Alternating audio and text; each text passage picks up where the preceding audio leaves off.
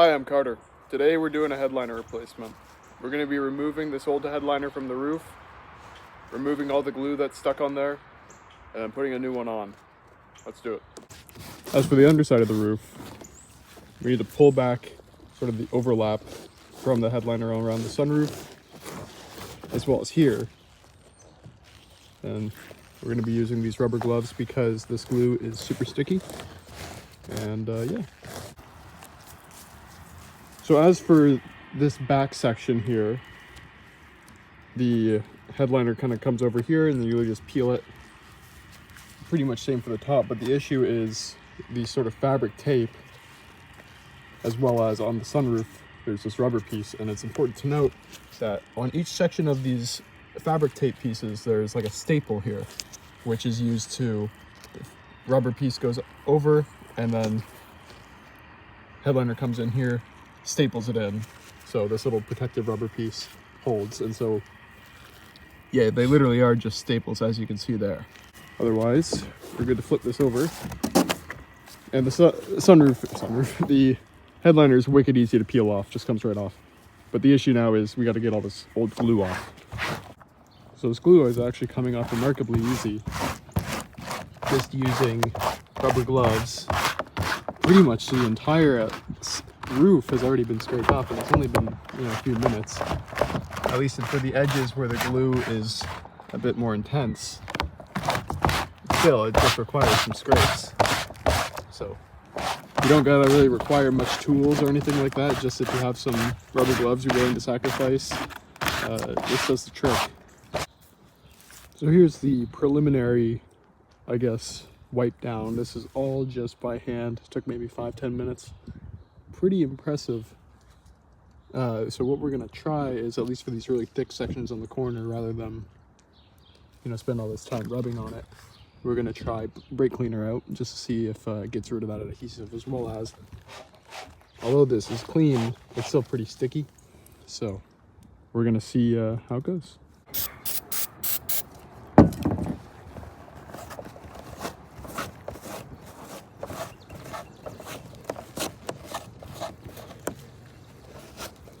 So after about an hour or so of basically wiping down everything, the brake clean was kind of okay. Still somewhat sticky on the corners and all that, but at the end of the day, most of the glue is gone, and so we figure the spray-on glue will kind of overpower whatever is there. So the key will be, we're going to let this sit for a bit, let all the brake clean kind of evaporate out of it, and then after that we'll use the spray-on glue to fully coat this, as well as get whatever necessary back parts, being the top and bottom, as well as the sunroof, as the headliner comes around and attaches on the back like that.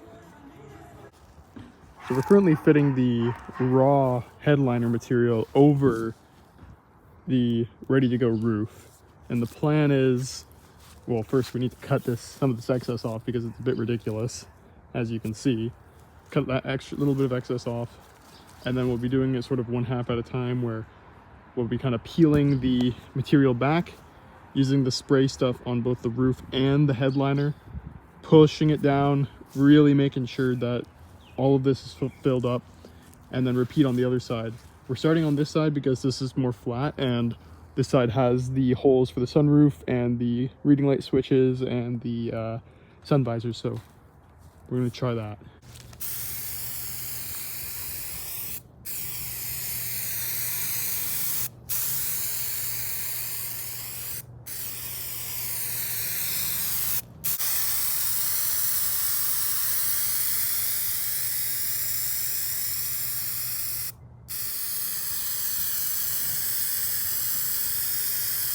So here we have the, I guess, inward-facing side of the headliner done, the glue-wise at least.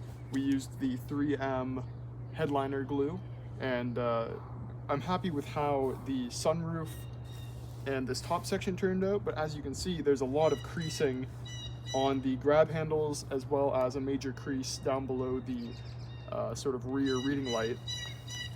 And so the reason why this might have happened, or probably likely happened, is as you're rolling the headliner material out, is there's not enough tension being held up on this, like kind of going in the direction that you're rolling. And so it allows the headliner to kind of roll back and crease back on itself, because this glue is extremely sticky.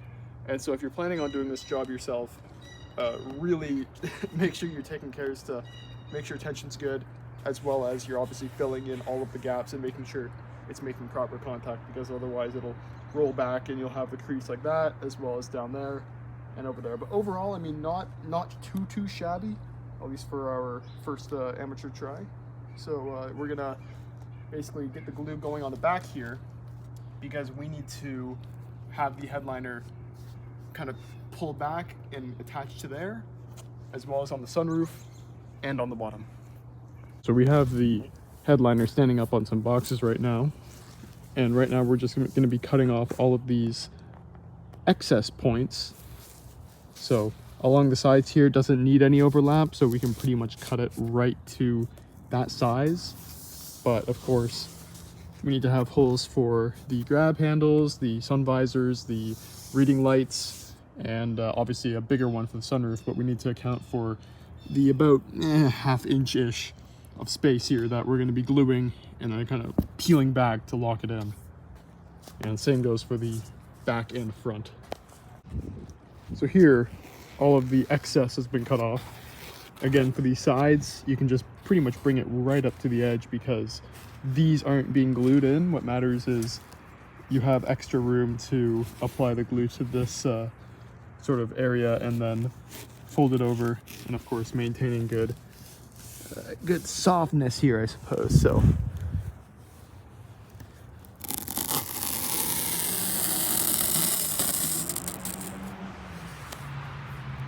and pretty much you can kind of see this overlap for this glue.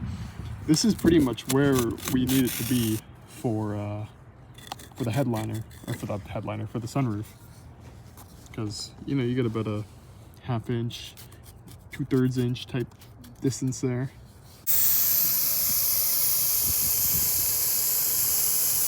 So sunroof is all set. We have just these clips on it just to help it dry better, as well as this little rubber guard here just kind of clips on there, and then use staples. We're going to put fresh staples in there. It gets covered up by these fabric pieces.